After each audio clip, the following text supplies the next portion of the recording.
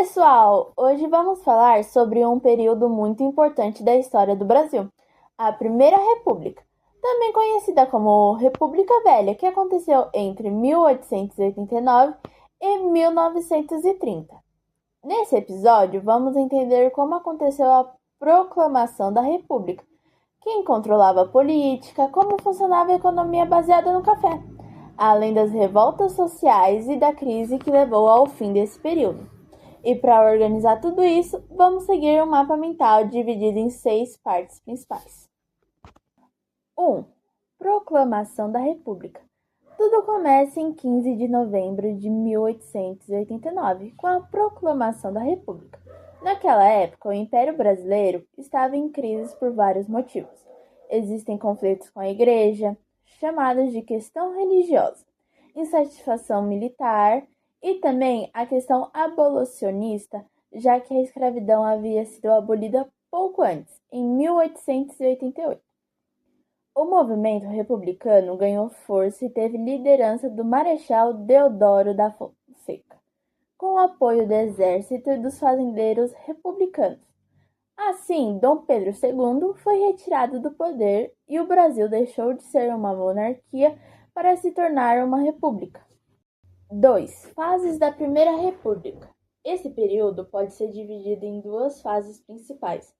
A primeira foi a República da Espada, entre 1889 e 1894, chamada assim porque os presidentes eram militares.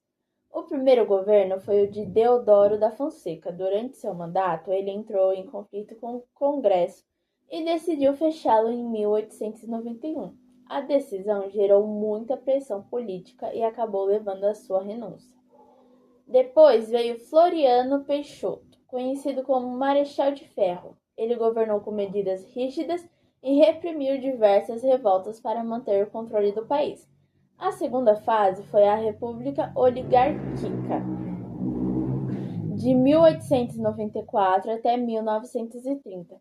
Nela, os presidentes passaram a ser civis e as elites agrárias, principalmente os grandes produtores de café, dominaram a política brasileira.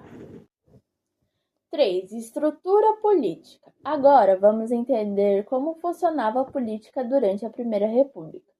A Constituição de 1891 implantou o presidencialismo e o federalismo, dando mais poder aos estados.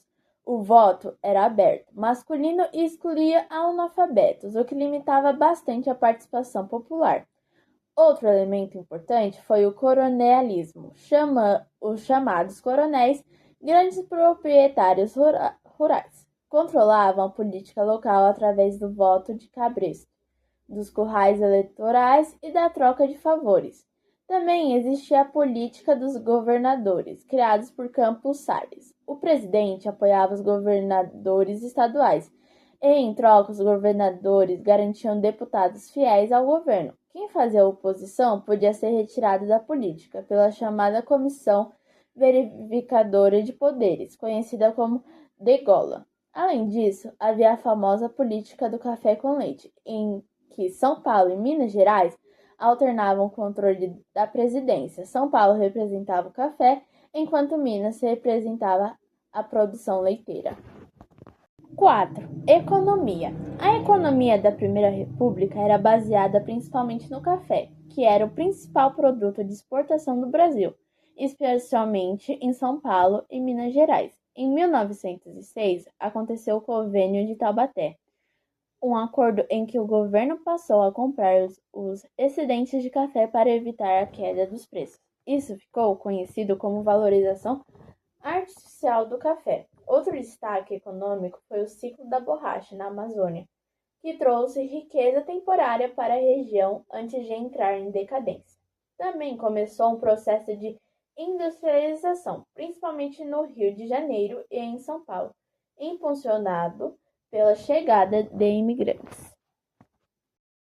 5. Revoltas e movimentos sociais. A Primeira República também foi marcada por várias revoltas e movimentos sociais. A Guerra de Canudos, na Bahia, aconteceu entre 1896 e 1897, lideradas por Antônio Conselheiro. Os moradores da comunidade enfrentaram o exército em um conflito marcado pelo messianismo e pela pobreza da população. O movimento acabou sendo massacrado. Em 1904, ocorreu a revolta da vacina no Rio de Janeiro. Muitas pessoas reagiram contra a vacinação obrigatória contra a varíola, principalmente pela forma autoritária como ela foi aplicada. Já em 1910, aconteceu a revolta da Chibata, liderada por João Cândido. Os marinheiros protestaram contra os castigos físicos sofridos dentro da Marinha. Entre 1912 e 1916 ocorreu a Guerra do Contestado, na região entre Santa Catarina e Paraná. Foi um movimento de disputa por guerras e também marcado pelo caráter religioso e messiânico. Na década de 1920 surgiu o tenentismo, movimento de jovens oficiais do exército que criticavam o domínio das oligarquias. Entre os principais episódios estão a revolta dos 18 do Forte de Copacabana em 1920 e a Coluna Prestes entre 1925 e 1927. Além disso, ocorreram greves operárias entre 1917 e 1920, influenciadas pelas ideias anarquistas e pelas reivindicações por melhores condições de trabalho.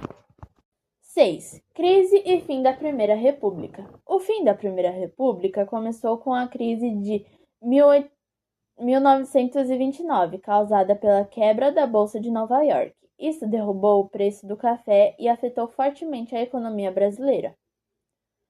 Pouco depois aconteceu o rompimento da política do café com leite. O presidente Washington Luiz de São Paulo indicou outro paulista, Júlio Prestes, para a presidência, desagradando Minas Gerais.